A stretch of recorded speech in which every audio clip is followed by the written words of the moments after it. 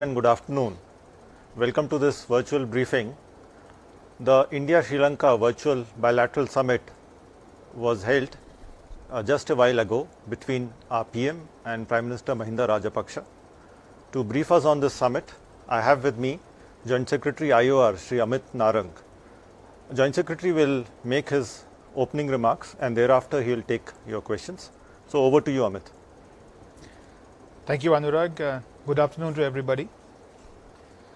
Prime Minister Shri Narendra Modi and Sri Lankan Prime Minister His Excellency Mahinda Rajapaksa held their first ever India-Sri Lanka Virtual Bilateral Summit today on 26 September 2020. This was also our Prime Minister's first such summit with a neighbour. During the summit that lasted about 1 hour, the two leaders reviewed the entire range of bilateral matters and exchanged views on regional and international issues of common concern. The members of the Indian delegation included External Affairs Minister Dr. S. Jaishankar, National Security Advisor Shri Ajit Doval, Foreign Secretary Shri Harshvardhan Shringla, and other officials of the Prime Minister's office as well as the Ministry of External Affairs, including our High Commissioner in Colombo, Shri Gopal Bagle. Sri Lankan Prime Minister Mahinda Rajapaksa was assisted by Minister of Foreign Affairs Honorable Dinesh Gunawardene, Minister of Fisheries Honorable Douglas Devananda, as well as other ministers and senior officials from Sri Lankan side. In the current COVID-imposed restrictions, the successful conduct of the virtual summit reflects the high degree of commitment at the leaders level on taking forward the bilateral relationship. In particular, Prime Minister Mahinda Rajapaksa recalled that this was his first bilateral engagement with a foreign leader after being re-elected following the successful victory of his party, Sri Lanka Podujana Peramuna, at the parliamentary elections held in August this year. He expressed his firm resolve to use the opportunity provided by the strong two-thirds majority achieved by his party-led alliance in the last month's elections to take India-Sri Lanka engagement to new heights. While concurring with Prime Minister Mahinda Rajapaksa, our Prime Minister also added that the current moment provided a unique opportunity for both countries to work more closely with each other in dealing with the economic impact of COVID-19 and deepening engagement on regional and international issues. The discussions were held in a friendly, frank and cordial manner. The outcomes of the summit are substantial, forward-looking and also help to set an ambitious agenda for bilateral ties. I would just like to flag some important points of discussion. First and foremost, testifying to the long-standing civilizational links and cultural heritage between the two countries, our Prime Minister announced a grant assistance of $15 million for the promotion of Buddhist ties between the two countries. This grant will assist in deepening people-to-people linkages between the two countries in the sphere of Buddhism, inter alia through constructions, renovations of Buddhist monasteries, capacity development, cultural exchanges, archaeological cooperation, reciprocal exposition of Lord Buddha's relics, strengthening of Buddhist scholarships and support to the Buddhist clergy. It was agreed that the Indian side will facilitate the visit of a delegation of Buddhist pilgrims from Sri Lanka in the first inaugural flight to the sacred city of Kushinagar. As you would know, Kushinagar Airport has been designated as an international airport recently, recognizing its importance at the Buddhist site. Both sides also agreed to explore opportunities in the areas of Ayurveda and Yoga. Both leaders were unanimous in their view that the ancient cultural links between India and Sri Lanka are special and must be nurtured further. Prime Minister Rajapaksa made a special mention of the Jaffna Cultural Centre, which is an iconic project built with Indian assistance. The centre is almost ready and Prime Minister Rajapaksa extended an invitation to our Prime Minister to inaugurate the project. Both sides will remain in touch at official level for details. The two leaders also shared a positive assessment of the ongoing development cooperation partnership between India and Sri Lanka. Towards this end, both sides have reached an understanding to extend the Memorandum of Understanding on the high-impact community development projects for a further period of 5 years. Both leaders also agreed to continue the successful Indian housing project and gave instructions to officials to fast-track the construction of 10,000 houses in the plantation sector. Both leaders discussed the economic dimension of the challenges posed by COVID-19. They acknowledged the need for close coordination on issues such as trade and investment, including the facilitation of an enabling environment for economic enterprises of both sides, as well as deepening the integration of supply chains for mutual benefit. Our Prime Minister expressed his hope that the temporary restrictions imposed by the Sri Lankan side on the imports of some products will be relaxed soon, as this will also benefit the Sri Lankan economy and the common people. The ongoing infrastructure and connectivity projects were discussed, and Prime Minister expressed his confidence that the government in Sri Lanka will take early and decisive steps for their early implementation in accordance with existing understandings and in mutual interest of both sides. Both sides have also been working to strengthen bilateral financial cooperation. India has already extended a $400 million currency swap facility to the Central Bank of Sri Lanka to assist with the economic recovery and to tackle the COVID-19 related disruptions. An additional request for a bilateral currency swap is under discussion.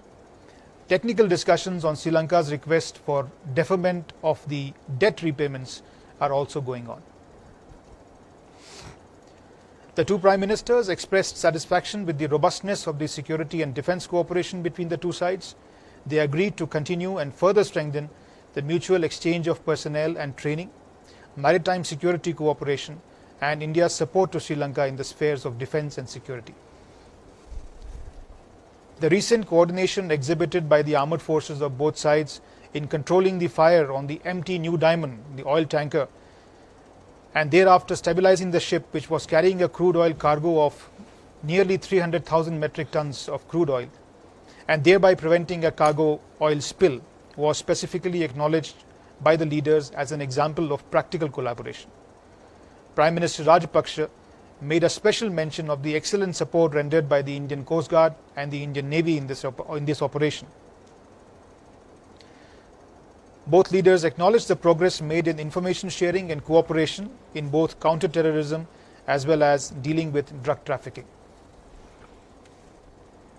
Both leaders agreed to strengthen cooperation in the areas of agriculture, animal husbandry, science and technology, healthcare, Ayush, as well as skill development, particularly by increasing training of professionals, thereby realizing the full potential of the demographic dividend in both countries.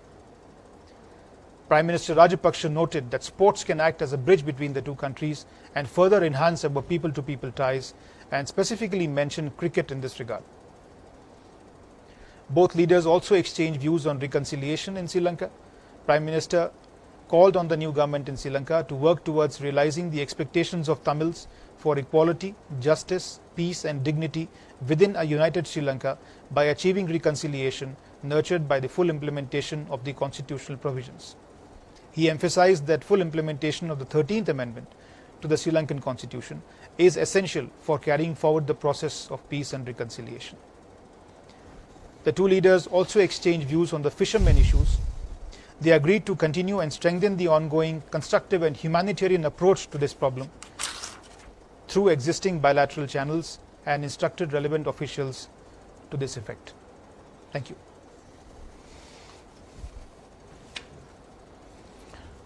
Thank you, Amit. Now, moving on to your questions, I have received quite a few. I'll start with questions on the Colombo Port East Container Terminal. Parul Chandra from Strat News Global wants to know, did India raise the issue of the East Container Terminal project, which has been put on hold by Sri Lanka, and what was the response of the Sri Lankan side? Suhasini wants to know has India and Sri Lanka signed an agreement? India and Sri Lanka had signed an infrastructure agreement for projects in Trincomalee in 2017. Have those agreements now been cancelled by the new government? And what is the future of the Colombo East Port Terminal project with Japan? There are similar questions from Nainima from the Print, Rekha Dikshit from the Week, and JP Ranjan from Dainik Jagran.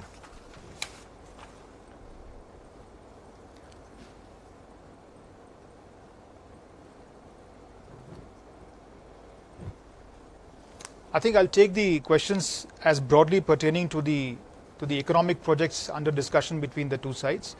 On this issue, we have had positive and constructive discussions with the Sri Lankan side. Both sides remain committed to these ventures and are working towards ensuring their implementation for mutual benefit.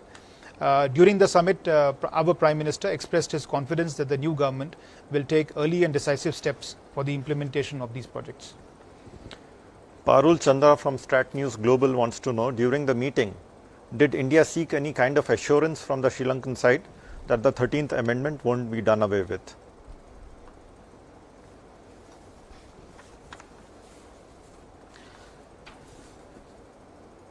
I think I have elaborated on this point in my opening statement. The position of Government of India on this matter is well known. We have always stood for peace and reconciliation, including through the full implementation of the 13th Amendment to the Sri Lankan Constitution. And as I mentioned in my opening statement, this point was highlighted by our Prime Minister during the summit. Was the LAC situation discussed by PM Modi with PM Rajapaksa? This is Nainima from the Print. There are similar questions from Suhasini from the Hindu and Maha from CNN News 18. Would you like to take that, Amit? I can only say that there was an exchange of views on all issues of common interest, regional and international, in the summit. Then there are a set of questions on moratorium on loan repayments. Rekha Dikshit from The Week wants to know, has Sri Lanka asked for a deferment of loan repayment due to COVID? What is the development? Similar questions from Smita Sharma and Suhasini from The Hindu. Extending financial support to Sri Lanka is one of our priorities. In line with this, as I mentioned in the opening statement, we have already extended a currency swap facility of $400 million to Sri Lanka. There are additional requests for a new currency swap facility.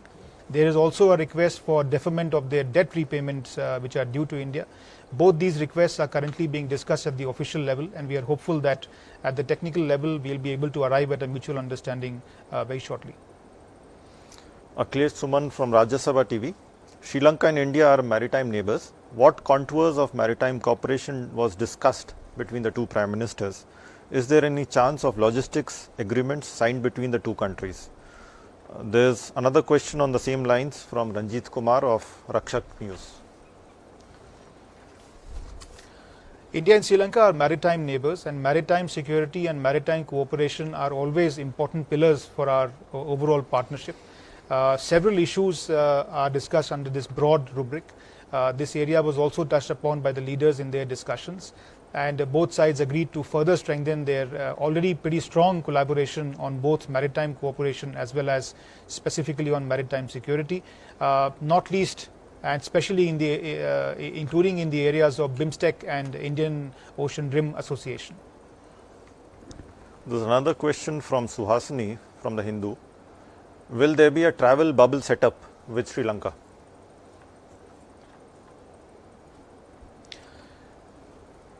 COVID-related travel disruptions are a reality both in India as well as in our neighborhood. A bilateral air travel bubble has been proposed between India and Sri Lanka by us. We feel that early resumption of travel will assist in their economic recovery. The two leaders also discussed early resumption of tourism and people-to-people connectivity. However, at this stage, international travel within Sri Lanka remains restricted, and as soon as they are comfortable with opening up, we'll be happy to start travel between the two countries. Suchitra from News 18 Tamil wants to know what is the comprehensive review which took place during the bilateral meeting. I think you covered this extensively in your opening statement. So I'll move on to the next question from Suchitra. Recently, Sri Lankan PM had a brief conversation with northern fishermen leaders. Was there any discussion about fishermen during the bilateral talks, especially during the joint working group between India and Sri Lanka and the trawlers issues? Would you like to respond to that? I mentioned, Anurag, in my opening statement that the issue of fishermen was discussed. Our Prime Minister emphasized that we must continue and strengthen our ongoing cooperation. We have existing channels, existing mechanisms, and both leaders are keen that these mechanisms be used to further our dialogue on this issue, and more importantly, to maintain a constructive and humanitarian approach which has guided the approach of the two sides so far on the fishermen issue. I don't see any further questions. So thank you, Amit. Thank you for joining us. And this concludes this special briefing. See you all again. Thank you. Thank you.